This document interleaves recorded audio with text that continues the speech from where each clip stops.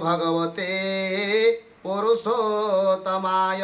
आनंद कंद सच्चितानंद कोटि कैवल्यर नाथ करुणा वरुणालय भगवान श्रीरामंकर अभयचरणार बिंद जुगल रे अनंत कोटि प्रणाम। सुंदर कथाटीए दिने भगवान श्रीरामचंद्र मर्यादा पुरुषोत्तम भक्त मान पचारिले कहले प्रभु आपण 14 वर्ष परे जितेबाला अयोध्या को आगमन होती ये अयोध्यावासी मानू आज प्रभु रामचंद्र पचारिले सब कुशल तो दुई जन व्यक्ति हाथ जोड़ी कांदी पकाउछंती अश्रु प्रपात हो जाउछि कहले हे राघवेंद्र ये संसार भितर आपण जितेबाला चली जाइथिले 14 वर्ष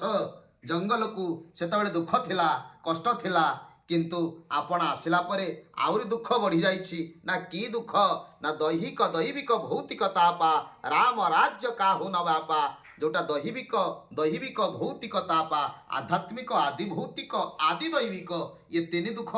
रही न थाए जितेबाला रघुनाथंकर वास हो जाए जो स्थान रे आपणकर चरण